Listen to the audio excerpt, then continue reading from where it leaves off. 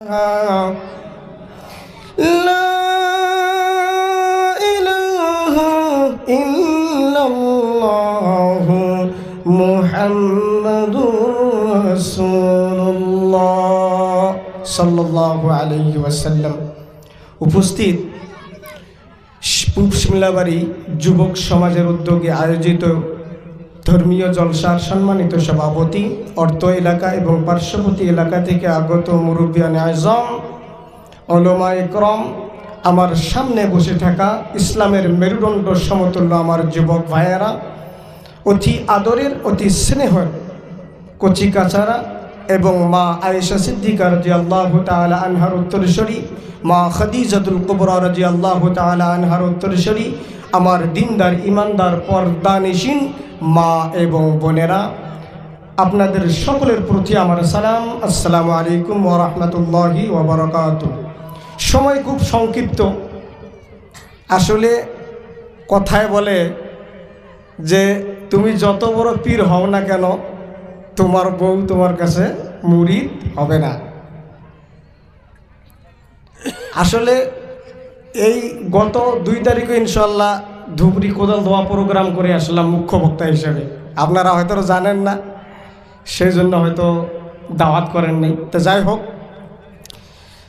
আল্লাহ পাকের লাখো লাখো শুকরিয়া ও ইহসান যে আল্লাহ রাব্বুল ইজ্জত ওয়াল জালাল আমাদেরকে দয়া করে মায়া করে বিভিন্ন কাম থেকে ফারিক করে এই দিনই মজলিসে আসার বসার তৌফিক এনায়ত করেছেন, তাতে আমরা খুশি না বেজার? সম্মানিত হাজিরিন, এটা দুনিয়ার কোনো সাধারণ প্রোগ্রাম নয়।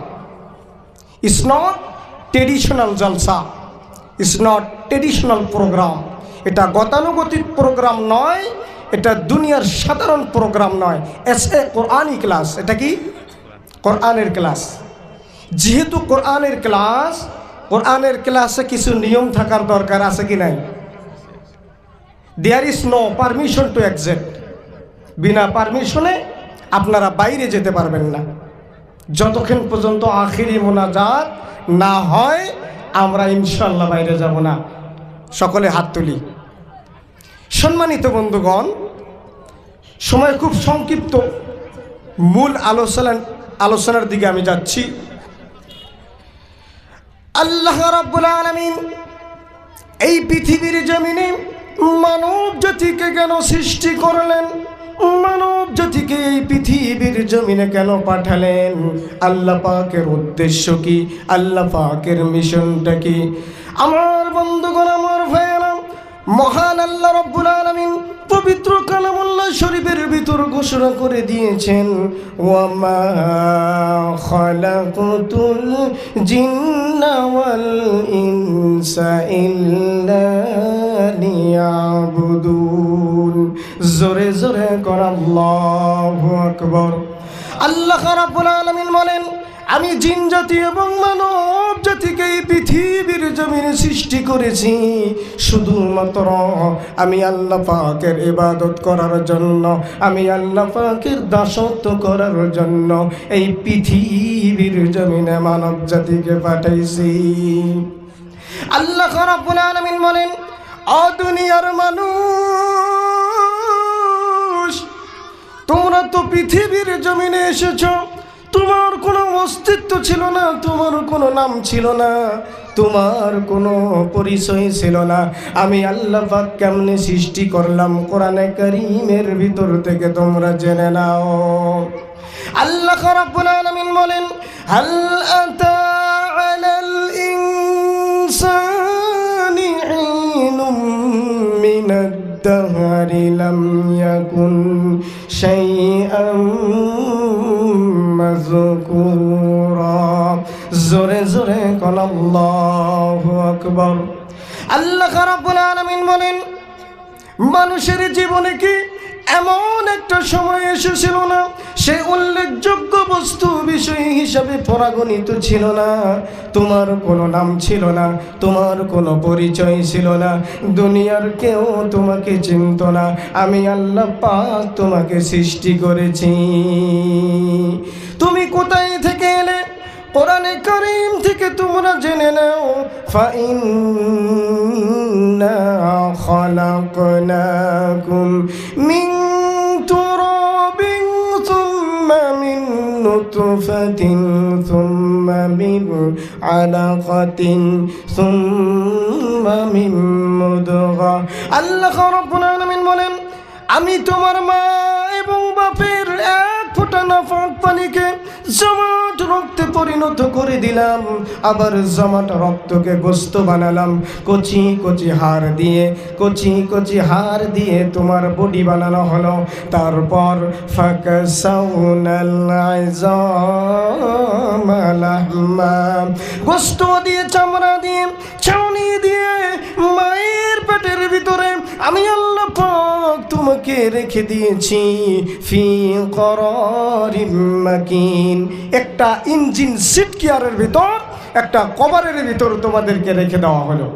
মায়ের পেটের ভিতরে তোমাদেরকে প্যাকেটের ভিতর রেখে দেওয়া হলো, যাতে করে দুনিয়ার কোনো হাওয়া, দুনিয়ার কোনো বাতাস, দুনিয়ার কোনো চিন্তা, দুনিয়ার কোনো চেতনা মায়ের পেটের সন্তানের ক্ষতিগ্রস্ত করতে পারবে না। পারবে কি? আল্লাহ রাব্বুল আলামিন বলেন, তোমাকে ইঞ্জিন সিট কেয়ারের ভিতরে রেখে দেওয়া হলো। মায়ের পেটের ভিতরে তোমার রুহু যখন এসে গেল, তোমার ক্ষুধার যন্ত্রণা হলো, তোমার খাবারের প্রয়োজন হলো, আমি আল্লাহ পাক তোমাদেরকে কেমনে খাওয়ালাম তোমরা শুনে নাও। তোমার মায়ের নাভির সঙ্গে, তোমার নাভির সঙ্গে আমি তার লাগিয়ে দিয়েছি। সুবহানাল্লাহ। তোমার মায়ের নাভির সঙ্গে, তোমার নাভির সঙ্গে তার লাগিয়ে দিয়েছি, আর ওই তারের মাধ্যম দিয়ে মায়ের মাসিকটাকে আমি বন্ধ করে দিয়ে, নাভির তারের মাধ্যম দিয়ে পাস করে দিয়ে আমি আল্লাহ পাক তোমাকে তিল তিল করে বড় করেছি। রক্তটা মুখে লাগাইতে দেই নাই, নাফাক রক্তটা যদি তোমার মুখে লেগে যেত, তোমার মুখটা নাফাক হয়ে যেত। এই জন্য তোমার মুখটা সুপবিত্র রেখে দিয়েছি, যাতে করে পৃথিবীর জমিনে আসার পর তোমার পবিত্র মুখখানা দিয়া আমি আল্লাহ পাকের কালামটা তোমরা স্টাডি করতে পারো। জোরে জোরে বলি সুবহানাল্লাহ। আল্লাহ রাব্বুল আলামিন বলেন, আজকে পৃথিবীর জমিনে আসার পর আমি আল্লাহ পাককে অস্বীকার করতেছো, আমি আল্লাহ পাকের নাফরমানি করতেছো। আমি আল্লাহ পাক যদি ইচ্ছা করতাম মায়ের পেটের ভিতরে তোমাকে মৃত্যু লাশ হিসাবে আবর্ষ করে দিতে পারতাম। পারতো কিনা?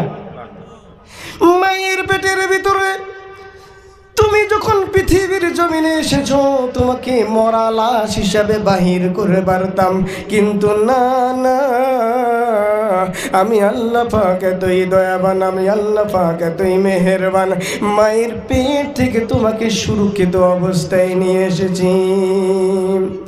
আমার বন্ধুগণ, আমার ভাইয়েরা, আল্লাহ রাব্বুল আলামিন বলেন, যে মায়ের পেট থেকে তুমি পৃথিবীর জমিনে এসেছ, সেই মাকে যেন তোমরা খবরদার কষ্ট দিও না।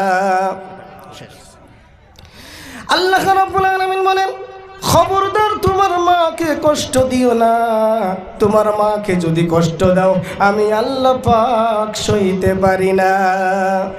মায়ের চোখে ঝরলে পানি আল্লাহর আরশ কাঁইপা যায়, কান্দে না যেন মায়,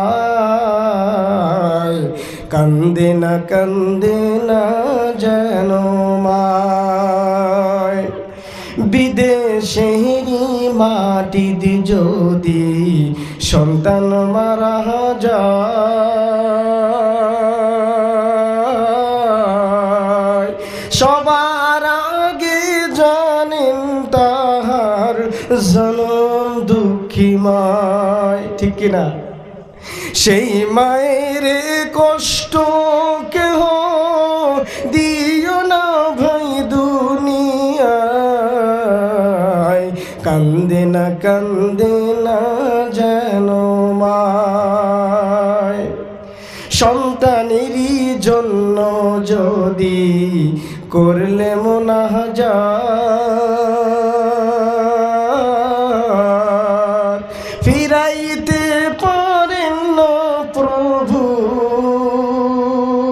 সেই মায়েরই হাত, সেই মায়েরই কষ্ট কেহ দিও না ভাই দুনিয়ায়, কান্দে না যেন মায়। যাই হোক, সময় খুব সংক্ষিপ্ত, বলার অনেক কিছু ছিল, সময় সংক্ষিপ্ত হওয়ার জন্য হয়তো বলতে পারলাম না। পরবর্তী সময়ে যদি ইনশাল্লাহ আমাকে দাওয়াত করেন, ইনশাল্লাহ বলবো বহুত কিছু।